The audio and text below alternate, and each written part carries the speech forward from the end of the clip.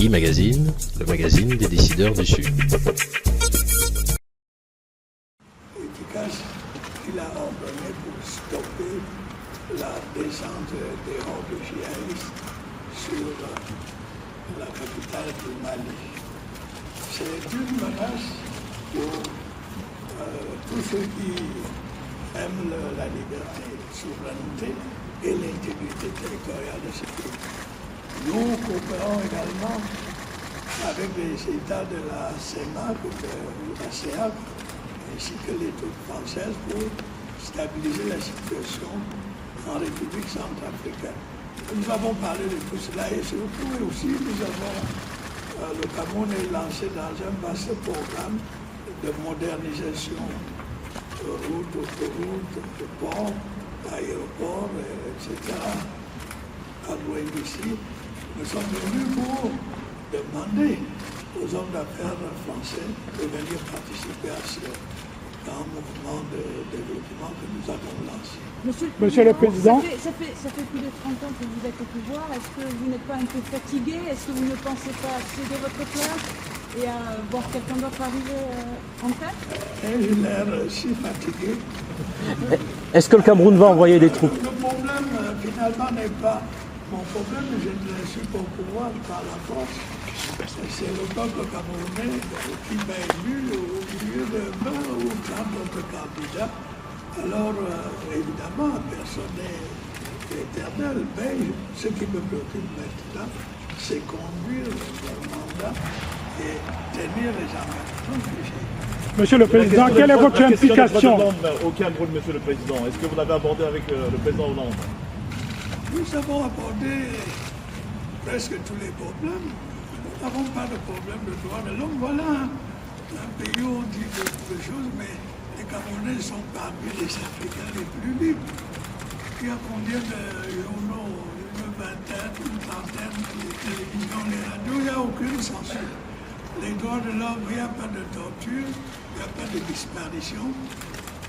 Et je sais qu'il y a des personnes qui commettent des délits et qui, pour faire bonne figure, disent qu'ils sont des prisonniers politiques.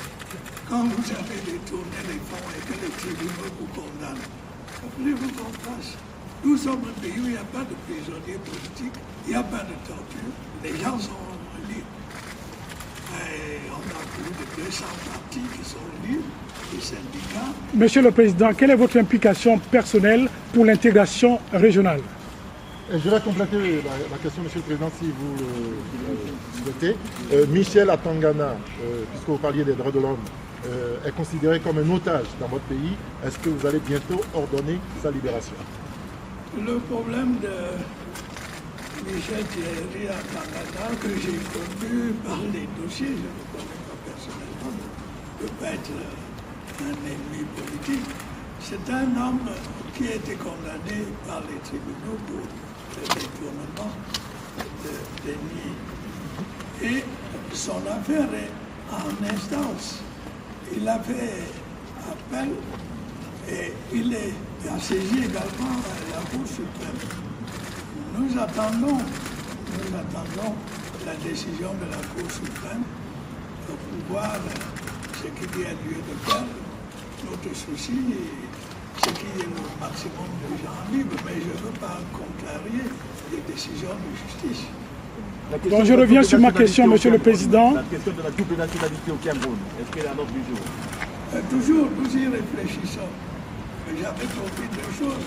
Examiner la double nationalité et faire élire les Camerounais de la diaspora. J'ai tenu le premier engagement et je tiens à remercier mes compatriotes qui m'ont élu à près de 80%. Ça m'encourage à aller de l'avant. Monsieur le Président, je reviens sur ma question. Quelle est votre implication personnelle pour l'accroissement de l'intégration régionale? L'implication ne peut être collective. Nous nous réunissons, on a une banque d'émission commune. Nous sommes en train de travailler pour qu'il y ait une liberté de circulation des personnes et des biens. Nous faisons des axes routiers. En ce moment, on a fait un pour nous relier au Congo. Il y a déjà un qui nous relie au Gabon, le Tchad et la RCA sont reliés. Donc, nous allons bientôt créer une compagnie aérienne. L'intégration sous-régionale avance. Et nous agissons en concordance dans la situation en RCA. Merci, Monsieur le Président. L'homosexualité au Cameroun, c'est un problème.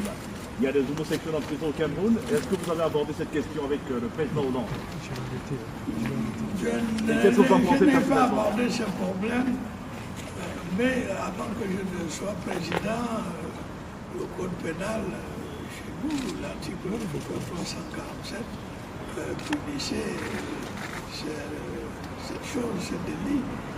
Bon, maintenant, ce que je peux dire, c'est qu'il y a discussion, les gens en discutent, les esprits peuvent évoluer dans un sens ou dans un autre, mais actuellement c'est un délit.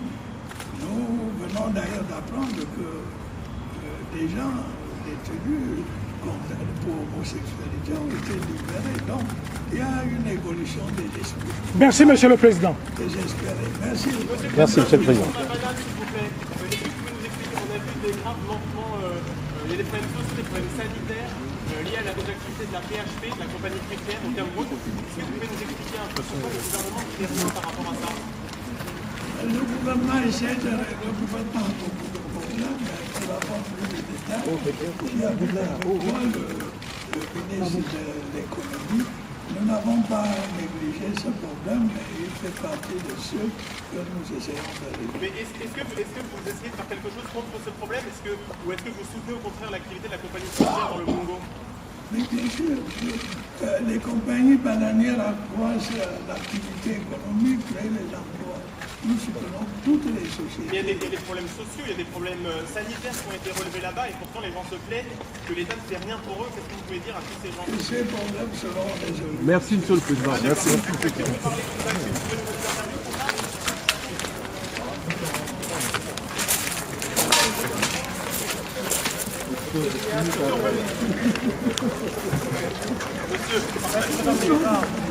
Monsieur le Président derrière vous, s'il vous plaît, Monsieur le Président derrière vous.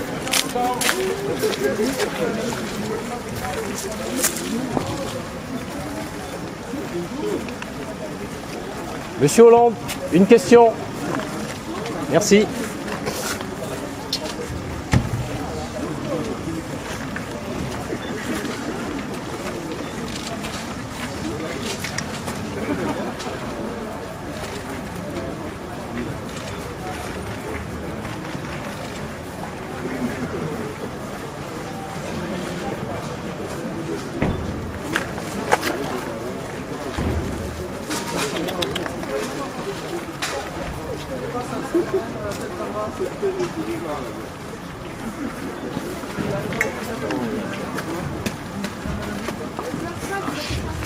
Voilà.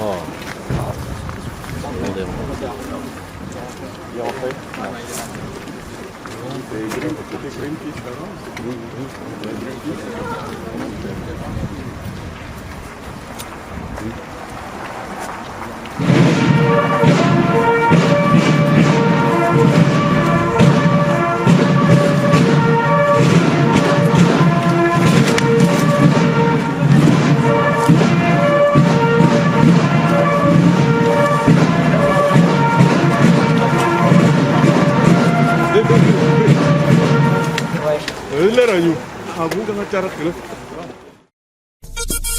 E-Magazine, le magazine des décideurs du Sud.